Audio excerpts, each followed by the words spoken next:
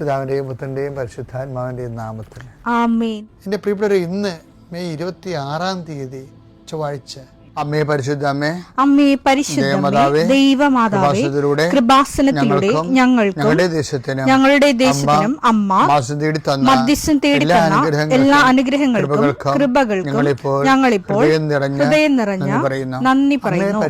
അമ്മേ പരിശുദ്ധമേ, ദൈവമാതാവേ, 2004 ഡിസംബർ 7 ഉച്ചകഴിഞ്ഞ് 2:30 കൃപാസനത്തിൽ സംഭവിച്ച അമ്മയുടെ പ്രത്യക്ഷപ്പെടലിനെ കുറിച്ച് തിരുസഭയ്ക്ക് സമർപ്പിച്ചിരിക്കുന്ന പഠനരേഖകളുടെ മേൽ സഭാത്മകമായ പഠനം ആരംഭിക്കുവാൻ ഞങ്ങൾ പ്രാർത്ഥിക്കുന്നു. അമ്മേ പരിശുദ്ധമേ, ഭൂസ്വർലോകങ്ങളുടെ രാജ്ഞിയായ അങ്ങേയ്ക്ക് ഭൗമസംരക്ഷണത്തിനായി പ്രപഞ്ചപ്രകൃതിയെ തന്നെ തിരുസഭ പ്രതിഷ്ഠിക്കുവാൻ ഈ പ്രത്യക്ഷീകരണം വഴി ഇടയാക്കണമേ. പരിശുദ്ധമേ, ജപമാല മാതാവേ, സകല കൃപാസനം പ്രാർത്ഥനയോടും ചേർത്ത് ഞങ്ങളിപ്പോൾ പ്രാർത്ഥിക്കുന്ന ഈ കുടുംബത്തിന്റെ പ്രത്യേക നിയോഗം പറ മക്കളെ.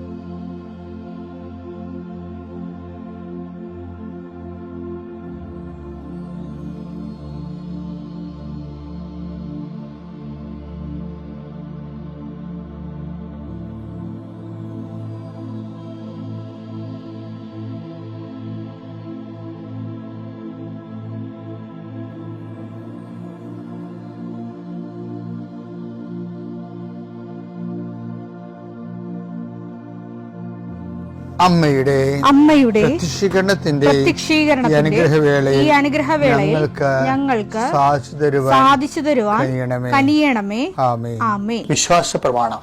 സർവശക്തനായ പിതാവും ആകാശത്തിന്റെയും ഭൂമിയുടെയും സൃഷ്ടാവുമായ ദൈവത്തിൽ ഞാൻ വിശ്വസിക്കുന്നു. അവിടുത്തെ ഏകപുത്രനും ഞങ്ങളുടെ കർത്താവുമായ ഈശോമിശിഹായിലും ഞാൻ വിശ്വസിക്കുന്നു.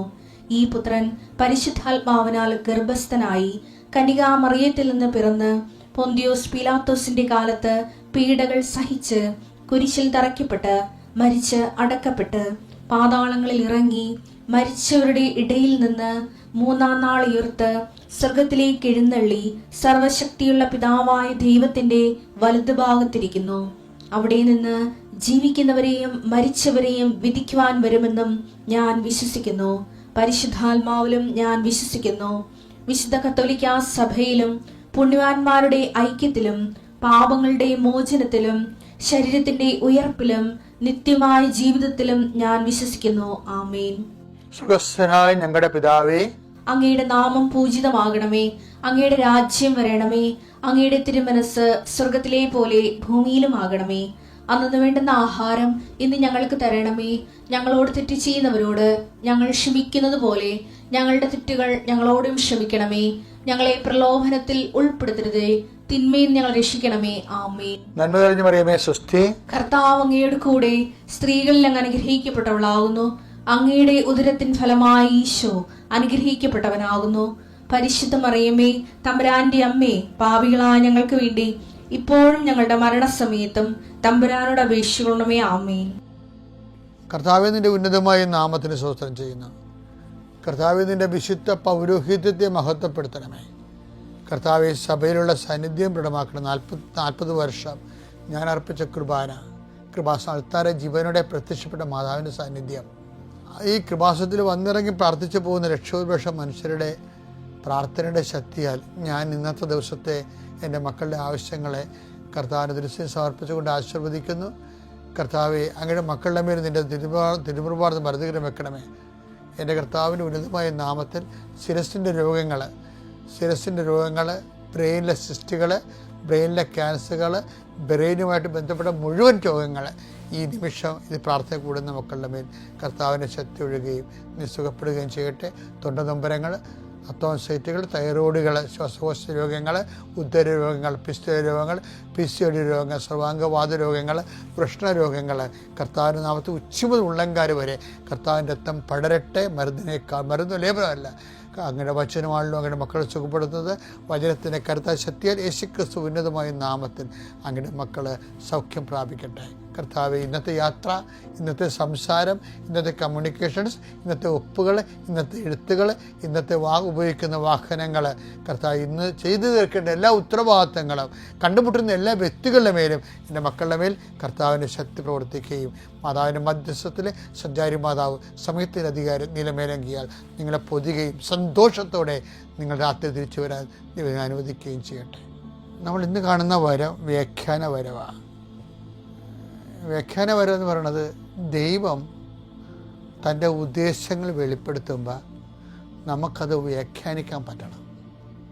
അത് വ്യാഖ്യാനിക്കാൻ പറ്റും. അത് 1 Corinthians 2:9 എഴുതപ്പെട്ടിരിക്കുന്നത് പോലെ ദൈവം തന്നെ സ്നേഹിക്കുന്നവർക്കായി സജ്ജീകരിച്ചിരിക്കുന്നവ കണ്ണുകൾ കാണുകയോ ചെവികൾ കേൾക്കുകയോ മനുഷ്യ മനസ്സ് ഗ്രഹിക്കുകയോ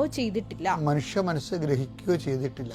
എന്നാൽ നമുക്ക് ദൈവം അതെല്ലാം ആത്മാവ് മുഖേന വെളിപ്പെടുത്തി തന്നിരിക്കുന്നു. എന്തെന്നാൽ ആത്മാവ് എല്ലാ കാര്യങ്ങളും ദൈവത്തിന്റെ നിഗൂഢ രഹസ്യങ്ങൾ അന്വേഷിച്ചു കണ്ടെത്തുന്നു. ഈ ദൈവത്തിന്റെ നിഗൂഢ രഹസ്യങ്ങൾ എന്തുണ്ടെന്ന് അറിയാവാ? യേശുക്രിസ്തുവിന്റെ മനസ്സുണ്ട്. 1 Corinthians 2:11 മനുഷ്യന്റെ അന്തർഗതങ്ങൾ അവന്റെ ആത്മാവല്ലാതെ മറ്റാരാണ് അറിയുക? അതുപോലെ തന്നെ ദൈവത്തിന്റെ ചിന്തകൾ ഗ്രഹിക്കാൻ ദൈവാത്മാവിനല്ലാതെ മറ്റാർക്കും സാധ്യമല്ല. ഇപ്പൊ ഇവിടുത്തെ പ്രശ്നം വെച്ചാൽ ഈ ദൈവാത്മാവിന്റെ കൂടെ നമ്മുടെ ആത്മാവ് കൂടി ചേരുമ്പോഴാണ് ദൈവത്തിന്റെ മനസ്സിലുള്ളത് നമ്മുടെ മനസ്സിലേക്ക് വരുന്നത്. അത് കർത്താവിനോട് യോജിക്കുന്നവൻ അവനോട് ഏകാത്മാവായി തീരുന്നില്ലേ? 1 Corinthians 6:17 കർത്താവുമായി സംയോജിക്കുന്നവൻ അവിടുത്തോട് ഏകാത്മാവായി തീരുന്നു. ഇപ്പൊ ഏകാത്മാവ് അപ്പൊ ചിന്തകൾ നേരത്തെ ചോദിച്ചാൽ എന്താണ്? ദൈവത്തിന്റെ ചിന്തകൾ ഗ്രഹിക്കാൻ ദൈവത്തിന്റെ ആത്മാവിന് മാത്രമല്ലേ കഴിയത്തുള്ളൂ. അപ്പൊ നമ്മുടെ ആത്മാവ് ഭാഷാപരത്തിൽ കർത്താവിന്റെ ആത്മാവോട് യോജിച്ച് കഴിയുമ്പോൾ എന്ത് ചെയ്യും? ഞങ്ങളാകട്ടെ യേശുക്രിസ്തു മനസ്സറിയുന്നൊരു സംഭവമുണ്ട്. എഫേസ്യർ 1:18 ഏത് തരത്തിലുള്ള പ്രത്യാശയിലേക്കാണ് അവിടുന്ന് നിങ്ങളെ വിളിച്ചിരിക്കുന്നതെന്ന് അറിയാനും വിശുദ്ധർക്ക് അവകാശമായി അവിടുന്ന് വാഗ്ദാനം ചെയ്തിരിക്കുന്ന മഹത്വത്തിന്റെ സമൃദ്ധി മനസ്സിലാക്കാനും നിങ്ങളുടെ ആന്തരിക നേത്രങ്ങളെ അവിടുന്ന് പ്രകാശിപ്പിക്കട്ടെ. ആന്തരിക നേത്രങ്ങളെ പ്രകാശിപ്പിച്ച് കഴിയുമ്പോഴാണ് ഞങ്ങളാകട്ടെ യേശുക്രിസ്തു മനസ്സങ്ങളാണ്. 1 Corinthians 2:16 കർത്താവിനെ പഠിപ്പിക്കാൻ തക്കവിധം അവിടുത്തെ മനസ്സ് അറിഞ്ഞവൻ ആരുണ്ട്? ഞങ്ങളാകട്ടെ ക്രിസ്തുവിന്റെ മനസ്സറിയുന്നു. അപ്പൊ ഈ കർത്താവുമായി സംയോജിക്കുന്ന അവനോട് ഏകാത്മാവായി തീരുമ്പോൾ കർത്താവിൻ്റെ മനസ്സ് നമ്മളിലേക്ക് ചില കാര്യങ്ങളൊക്കെ അത് നമുക്ക് അറിയേണ്ട കാര്യങ്ങൾക്ക് കർത്താവ് അറിവ് തരും. കർത്താവിൻ്റെ മനസ്സ്. അപ്പോൾ അതിന് എനിക്കിത് നല്ലവണ്ണം അനുഭവമുള്ളതുകൊണ്ടാണ് ഞാൻ ഇത്രയും കൃത്യമായിട്ട് പറയണത്. ഇപ്പം എനിക്ക് ഡോക്ടറേറ്റ് കിട്ടിയില്ലേ, എൻ്റെ ക്രിസ്ത്യൻ ഫ്ലോക്ക് ആർട്സിൻ്റെ ഹോണറി ഡോക്ടറേറ്റ് കിട്ടിയത്. അപ്പോൾ അത് വാങ്ങിക്കാൻ വേണ്ടി ഈ മധുരയിൽ പോയിട്ട് അവിടെ വെച്ച് ഞാൻ അമ്മയാണ് ഇവിടെ വരെ എത്തിച്ചത്. അമ്മയുടെ പള്ളി ഉണ്ടെങ്കിൽ അവിടെ ചെന്ന് നന്ദി പറയണമെന്ന് പറഞ്ഞപ്പോൾ ഞാൻ വാടിപ്പെട്ടി പോയില്ലേ. അവിടെ ചെന്നപ്പോൾ നന്ദി പറയാൻ വേണ്ടി നിന്നപ്പോൾ എനിക്ക് കയറാൻ പറ്റിയില്ലല്ലോ. ഞാൻ ഫെയിൻ്റാകുന്ന പോലെ തളർന്നു പോയില്ലേ. എന്നിട്ട് ഞാൻ എന്ത് ചെയ്ത്, എനിക്ക് ദൈവത്തിൻ്റെ മനസ്സിലായി. അപ്പോൾ എന്നോട് പറഞ്ഞെന്താ, നിൻ്റെ മുമ്പ് ഇതിനേക്കാൾ നല്ലവണ്ണം ഞാൻ പ്രത്യക്ഷപ്പെട്ടത്.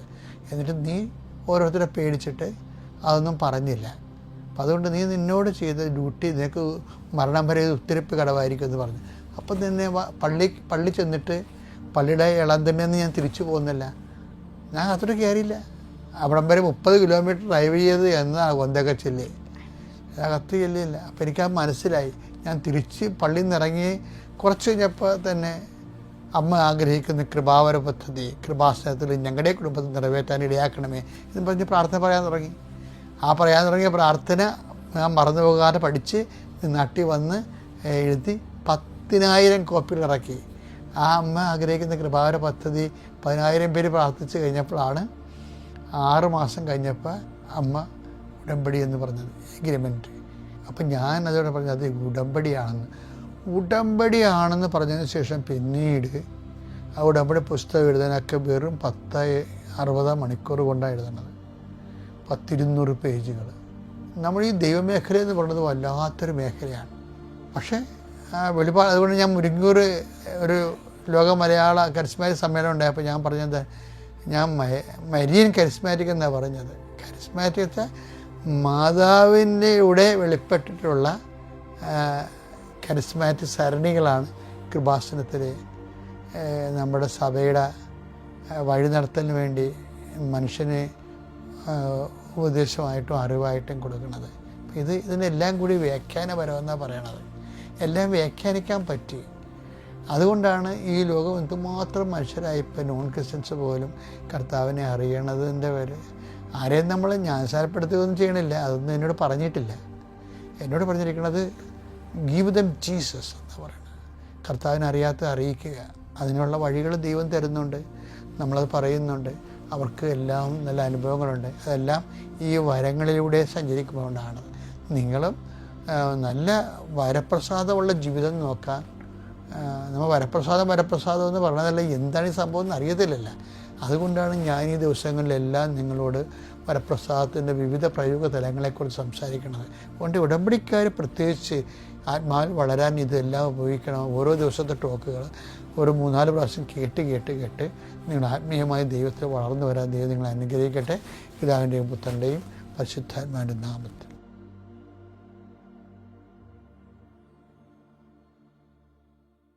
അത്യപൂർവ ദൈവാനുഭവങ്ങൾ ഇനി നിങ്ങൾക്കും സ്വന്തം.